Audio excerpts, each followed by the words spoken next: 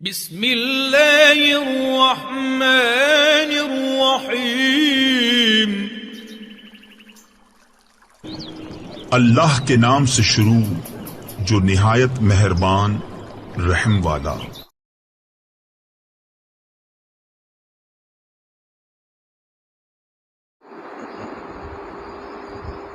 اعوذ باللہ من الشیطان الرجیم، بسم اللہ الرحمن الرحیم۔ وَكَذَلِكَ جَعَلْنَاكُمْ أُمَّةً وَسَطًا لِتَكُونُوا شُهَدَاءَ عَلَى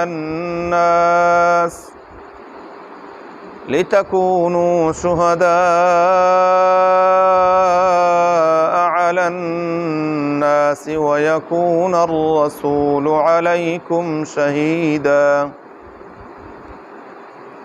وَكَذَلِكَ جَعَلْنَاكُمْ أُمَّةً، اسی طرح ہم نے تمہیں ایک ایسی امت بنایا، وسطاً، جو معتدل ہے، لِتَكُونُوا شُهَدَاء، تاکہ تم ہو گواہ، عَلَى النَّاسِ، لوگوں پر، وَيَكُونَ الرَّسُولُ عَلَيْكُمْ شَهِيدًا، اور اللہ کے رسول صلی اللہ علیہ وسلم تم پر گواہ ہوں۔ اس امت کو امت معتدل،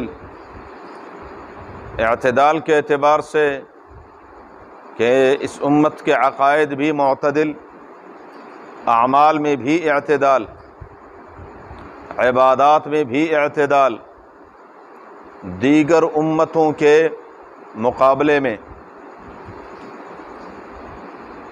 اسی طریقے سے معیشت ایک بنیادی چیز ہے، اس میں بھی اعتدال۔ اگر آپ موجودہ دور میں دیکھیں تو دو بڑے نظام چل رہے ہیں، سرمایہ دارانہ نظام اور اشتراکی نظام۔ سرمایہ دارانہ نظام میں ہم اپنے ملک میں دیکھ رہے ہیں، غریب غریب سے غریب تر، امیر امیر سے امیر تر۔ سرمایہ دارانہ نظام میں یہ پوچھ گچھ نہیں ہے کہ کیا کمایا، کیسے کمایا، کہاں سے کمایا، بس پیسہ ہونا چاہیے، چاہے وہ دوسرے کا گلا گھونٹ کر دبا کر کیوں نہ ہو، دوسرے کا حق مار کر کیوں نہ ہو، ظلماً اور زیادتاً کیوں نہ ہو۔ اس کے مقابلے میں اشتراکی نظام، وہ انسان کی شخصی ملکیت کے قائل ہی نہیں ہے۔ وہ کہتے ہیں بس تم کام کرو، اور کام کرنے کے بعد آپ کی جو ضروریات ہیں وہ اسٹیٹ حکومت پوری کرے گی، آپ کی اپنی ملکیت میں کوئی چیز نہیں ہوگی۔ چائنا اور اس کا سب سے بڑا علم بردار روس، مکان آپ کو ملے گا لیکن وہ آپ کا نہیں ہوگا۔ آپ فیکٹری میں کام کریں، 8 گھنٹے آپ نے کام کیا، آپ کو پیسے نہیں ملیں گے۔ ہاں، آپ کے گھر میں راشن پہنچ جائے گا، بیمار ہوں گے ہسپتال سے آپ کا علاج مفت ہوگا، بچے آپ کے مفت تعلیم حاصل کریں گے، لیکن آپ کا کچھ بھی نہیں۔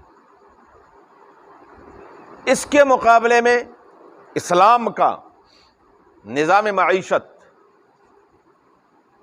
اسلام نے کہا کہ نہیں، جو شخصی ملکیت ہے اس کی بھی قدر کرنی چاہیے، لیکن اس کے ساتھ ساتھ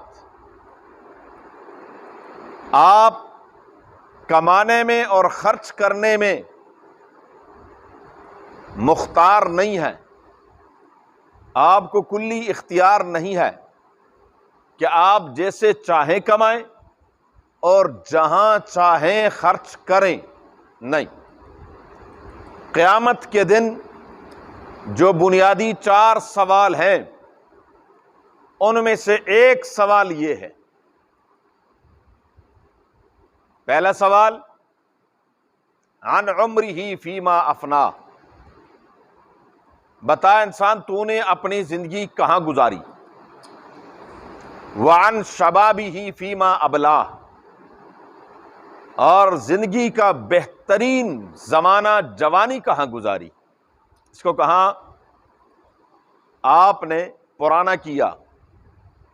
اور تیسرا سوال یہ ہوگا عن مالہ من این اکتسب وفیما انفق، کہاں سے آپ نے کمایا، کیسے کمایا اور کہاں خرچ کیا۔ یہ نہیں کہ میرا مال ہے، میری مرضی ہے، میں جیسے چاہوں اس کو ہوا میں اڑاؤں، اس کو جلاؤں، اس کو ضائع کروں، نہیں، ایسے ہی کمانے میں اختیار نہیں ہے۔ اور چوتھا سوال علم کے بارے میں کہ ہاں بھائی علم پر کتنا عمل کیا۔ بہرحال تو یہ اسلامی نظام، ایک تو اس پر قیودات ہیں، پھر ساتھ ساتھ اس میں مختلف حقوق ہیں، آپ کے لیے ماں باپ کے حقوق ہیں، اولاد کے حقوق ہیں، خاندان کے حقوق ہیں، اور ان فی المال حقا سوی الزکاۃ، زکوٰۃ سے ہٹ کر بھی مالی حقوق ہیں۔ یعنی کہ ایک بندہ ہے، اس نے پوری زکوٰۃ ایک ایک پیسہ کر کے نکال دی، بس بری ذمہ ہو گیا، نہیں، اس کے اڑوس پڑوس میں اگر غربا رہ رہے، اس پر حق ہے کہ وہ ان کا خیال رکھے۔ تو اسلام نے ایک ایسا نظام دیا، اور اللہ کی شان دیکھیں کہ ایک دور وہ ہے کہ صحابہ کرام رضوان اللہ تعالی علیہم اجمعین پرانی کھال دھو کر پانی میں بھگو کر وہ کھانے پر مجبور ہیں، پتے چبانے پر مجبور ہیں، تاریخی واقعات ہیں، حق اور سچ۔ پورے دن کے لیے ایک کھجور مل رہی ہے، تصور کر سکتے ہیں؟ پورے دن کے لیے ایک کھجور، اس کھجور کی گٹلی منہ میں ہے اور چوس رہے ہیں۔ ایک وقت ایسا تھا، اور زیادہ دیر نہیں گزری، صرف یہ نظام جب بن گیا تو مدینہ منورہ میں صرف اور صرف 20 سال کے عرصے میں 10 سال رسول اللہ مبارک کی ہجرت کے، 2 سال سیدنا ابوبکر صدیق رضی اللہ تعالیٰ عنہ کی خلافت کے، اور پھر سیدنا عمر فاروق رضی اللہ تعالیٰ عنہ کی خلافت کے دور میں کوئی مدینہ منورہ میں زکوٰۃ لینے والا نہیں تھا۔ مدینہ منورہ میں ایک آدمی زکوٰۃ کا حساب لگا کر آتا ہے، اور دوسرے ساتھی سے کہتا بھائی، وہ کہتا بھائی میں تو خود لے کے پھر رہا ہوں، کوئی لینے والا نہیں ہے۔ وہ آگے جاتا دوسرے سے کہتا یار یہ زکوٰۃ کے پیسے ہیں، وہ کہتا بھائی اگر آپ کو کوئی ملے مجھے بھی بتا دینا، کوئی لینے والا نہیں ہے، بیت المال بھرا ہوا ہے، کوئی زکوٰۃ لینے والا نہیں، بلکہ سب زکوٰۃ دینے والے ہیں۔ جب اسلام کا نظام ہو، اسلامی نظامی معیشت ہو، تو پھر یہ معاملہ نہیں ہوگا۔ قرآن کہتا ہے کَإِ لَا يَكُونَ دُولَةً بَيْنَ الْأَغْنِيَاءِ مِنْكُمْ، کہیں دولت صرف اوپر نہ گھومے، جیسے ہمارے ملک میں چند خاندانوں کے اندر گھوم رہی ہے۔ بس کورونا کسی کے لیے ہوگا، کورونا کے حالات کسی کے لیے آئے ہوں گے، وہ میرے اور آپ جیسوں کے لیے ہے، جو اوپر بیٹھے ہوئے ہیں ان کے لیے تو کرونا وہ کہتے ہیں کہ ایسے 10 کرونے اور آ جائیں۔ اردو بازار میں میرا ساتھی ہے، دوست ہے میرا، میں گیا، ویسے میں نے کہا حالات ایسے، کہنے لگا قاری صاحب والد صاحب جب فوت ہوئے میں آیا یہاں، مجھے یہاں 27 سال ہو گئے، 27 سال میں اتنا نہیں کمایا تھا جتنا کرونا میں کمائے۔ جی ان کے لیے کرونا کیا؟ جن کے پاس پیسہ ہے، جن کے پاس دولت ہے. سرمایہ دارانہ نظام کی سب سے بڑی خامی یہی ہے.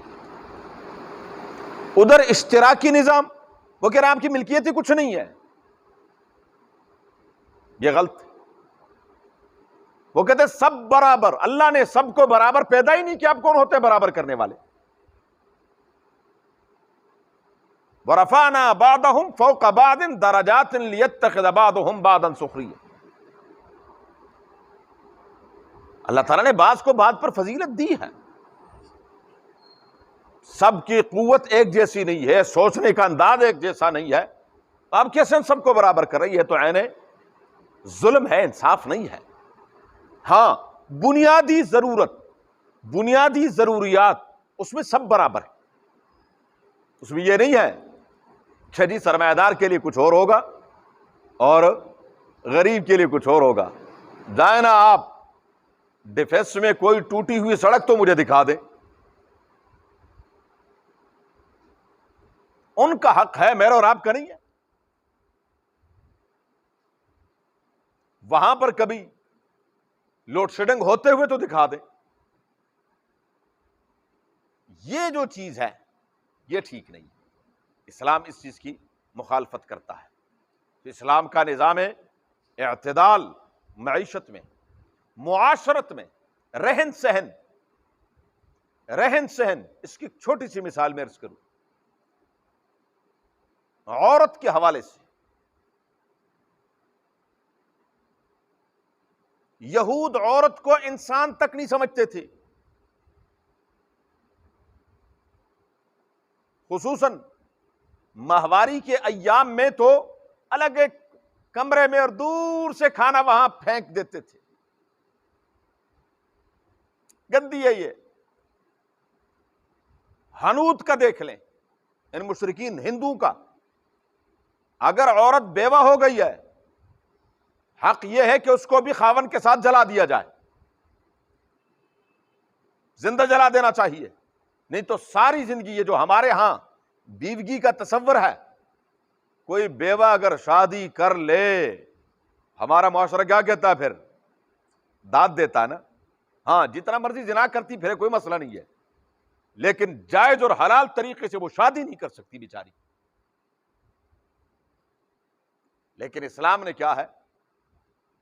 اسلام نے عورت کو مقام دیا، عورت کو ماں کا مقام دیا، بیٹی کا مقام دیا، بہن کا مقام دیا اور بیوی کا مقام دیا.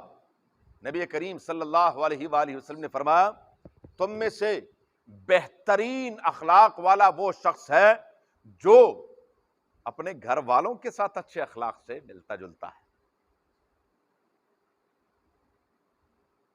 پھر ایک وقت ایسا آیا جس کو آج ہم دیکھ رہے ہیں، بھیڑیوں والا کام کیا. بھیڑیوں نے احتجاج کیا کہ جی بکریوں پر ظلم ہو رہا ہے، بھیڑ بکریوں پر ظلم ہو رہا ہے. چرواہا ان کو سیدھا لے کے جاتا ہے چراگاہ میں، پھر کھڑا رہتا ہے، 1 منٹ کے لیے بھی ان سے دائیں بائیں نہیں ہوتا. اور وہ اگر ادھر جائیں ادھر سے مارتا ہے، ادھر لے کر آتا ہے، ادھر جاتے ادھر سے مار کر ادھر لے کر آتا ہے. ان کو چرا کر پھر سیدھے لا کر ان کو بند کر دیتا ہے.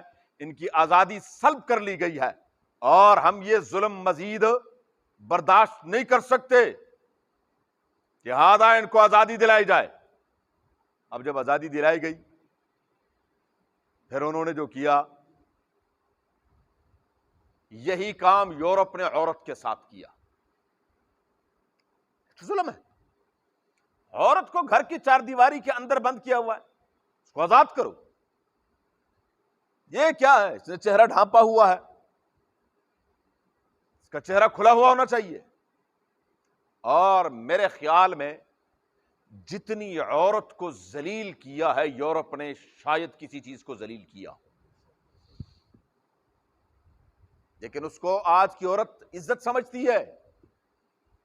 1 روپے کی چیز بھی ہے تو اس پر بھی تصویر کس کی ہے؟ یہ عزت ہے؟ اس سے اور کیا ذلیل ہو سکتی ہے عورت؟ عورت کے سر سے لے کر پاؤں تک ایک ایک عضو کو ذلیل کر دیا. اور کیا ہے کہ ہم نے عورت کو آزادی دی تو پھر آزادی ایسی تھی کہ نور مقدم گھر سے نکلی اور 3 دن کے بعد اپنے والدین کو فون کرتے ہیں میں اپنے دوست کے ساتھ ہوں لاہور میں. جی ہاں، کیونکہ ہمارے جو ماشاءاللہ حکمران ہیں، حکمران یہ سارے ہاتھ کی انگلیاں ہیں، ان میں اچھے بڑے، اچھے اور برے یہ سب ایک جیسے. کہ جی بیٹی اگر گھر سے جائے، ماں باپ اس سے پوچھ نہیں سکتے کہ بیٹے آپ کہاں گئی ہو، آپ رات کو دیر سے کیوں آئی ہو. یہ بل جی ماشاءاللہ ہمارے اسلامی جمہوریہ پاکستان میں ہمارے جو پہلے امیر المومنین صاحب تھے، خادم اعلیٰ صاحب شہباز شریف صاحب نے بھی پیش کیا تھا پنجاب اسمبلی سے. ہم تو سب بھول جاتے ہیں نا، ہم کہتے ہیں وہ بڑے مظلوم ہیں یہ. اس کے بعد ریاست مدینہ میں پیش ہو گیا کہ نہیں جی یہ ظلم ہے عورت کے ساتھ. ان بھیڑیوں نے یہ بل پاس کروایا کہ جی کوئی پوچھ نہیں سکتا. اب جب پوچھ نہیں سکتا تو پھر یہ ہوتا ہے جو ہوا. لیکن کیا ہے، یہ وہی نور مقدم ہے جو آج سے چند مہینے پہلے اس نے پلے کارڈ اٹھایا ہوا تھا، میرا جسم میری مرضی، میرا جسم میری مرضی. آج اس کے جسم پر اس کی مرضی لاگو ہو گئی. اب دنیا چیخ رہی ہے کہ کس ظلم ہو گیا. وہ رب ان اللہ بالناس لرؤوف الرحیم، وہ وعدہ کر رہا ہے کہ میں انسانوں کے ساتھ شفقت کرنے والا مہربان ہوں، پیغمبر رحمت للعالمین. لیکن ہم کہتے ہیں نہیں نہیں نہیں، عورت کے ساتھ کیا ہے. جس عورت کو گھر کی مالکن بنایا کہ مرد کما کر لے کر آئے گا، جب یہ ایجاب و قبول کرتا ہے کہ میں نے تجھے قبول کیا، شریعت کہتی ہے کہ اس نے صرف یہ نہیں ہے کہ اس کو قبول کیا، اس کے خرچے کو قبول کیا، اس کے رہنے کے لیے مکان مہیا کرنا قبول کیا، اس کی تمام ضروریات پوری کرنا قبول کیا. یہ فقہ کی کتابوں میں باقاعدہ صراحتاً لکھے ہوئے ہیں. اس کو تو پرواہ کوئی نہیں ہے، جہاں سے مرضی کما کر لائے کون لے کر آئے گا. اور جہاں یورپ میں ہمارے بعض دوستوں نے جو حالات بیان کیے ہیں کہ ایک عورت جب ڈرائیونگ سیٹ پر بیٹھتی ہے اور 18 اور 24 گھنٹے ڈرائیونگ کرتی ہے، بتائیے وہ ظلم ہے یا یہ ظلم ہے؟ میری اور آپ کی عورتوں کو تو پتہ ہی کچھ نہیں ہے. خاوند 8 گھنٹے ڈیوٹی کرے، 16 گھنٹے ڈیوٹی کرے، جھڑکے کھائے، گالیاں سنے، گرمی سردی سہے، لیکن کیا ہے، گھر میں ہر چیز مہیا ہے. یہ زندگی بہتر ہے یا جہاں ہمارے دفتروں کے اندر جو عورتیں ملازمتیں کرتی ہیں، وہاں جو جگت بازی ہوتی ہے، وہ آپ حضرات مجھ سے بہتر جانتے ہیں. پھر بھی کیا ہے ظلم؟ یہ ہے کہ یہ گھر میں کیوں ہے. بھیڑیے روز کیا کر رہے ہیں؟ احتجاج کر رہے ہیں، ان کو نکالو گھر سے. یہ گھر میں محفوظ کیوں ہیں اور یہ ہماری ہوس کا نشانہ کیوں نہیں بنی؟ یہ وہ بھیڑیے ہیں. شریعت نے ایک نظام اعتدال دیا، ایک معتدل، اس میں بھی رہن سہن میں بھی معاشرت میں بھی اعتدال ہے. نہ وہ یہودیوں کی طرح اور ہندوؤں کی طرح کہ نہیں یہ کیا ہے، یہ ایک انسان بھی نہیں سمجھتے تھے عورت کو، اور نہ یہ کہ عورت کو کیا ہے ذلیل ترین کر دیا. شریعت نے کہا نہیں، الجنت تحت اقدام الامہات، جنت تو ماؤں کے قدموں کے نیچے. ماں کون ہے؟ ماں کون ہے؟ عورت ہے. فرمایا من آل جاریتین، جس نے 2 بیٹیوں کی اچھی تربیت کی اور پھر ان کو بیاہ دیا. فرمایا انا وہ اور میں جنت میں ایسے ہوں گے جیسے یہ دو انگلیاں ہیں. بیٹوں کا نہیں کہا, دو بیٹیوں کی تربیت کا کہا. بیٹی فرمایا یہ رحمت ہے. یہ کیا ہے؟ رحمت ہے. لیکن آج کیا ہے, وہ اس کو مسلمانوں نے بھی, ہمارے گھروں میں بھی وہ سلسلہ ختم ہو گیا, اور ہم نے بھی کیا ہے وہی یورپ والا معاملہ, بھیڑیوں کا ساتھ دے دیا. ہاں کہ ان کو کیا کر دو. فرمایا یہ امت معتدل ہے, اس کا معاشرت بھی اعتدال پر مبنی, اس کی معیشت بھی اعتدال پر مبنی, اس کے عقائد اور اعمال بھی کیا ہے, اعتدال پر مبنی ہے. اللہ تبارک و تعالی ہمیں عمل کی توفیق عطا فرمائے. ہم صلی اللہ علیہ وسلم كما صليت على ابراهيم وعلى ال ابراهيم انك حميد مجيد. اللهم بارك على محمد وعلى ال محمد كما باركت على ابراهيم وعلى ال ابراهيم. اللهم ارحمنا بالقرآن العظيم, اللهم ارحمنا بالقرآن العظيم, اللهم ارحمنا بالقرآن العظيم واجعله لنا إماما ونورا وهدى ورحمة يا رب العالمين. اللهم ذكرنا منه ما نسينا وعلمنا منه ما جهلنا وارزقنا تلاوته آناء الليل وأطراف النهار واجعله لنا حجة يا رب العالمين. اللهم نور قلوبنا بالقرآن وزين أخلاقنا بالقرآن ونجنا من النار بالقرآن وادخلنا الجنة بالقرآن.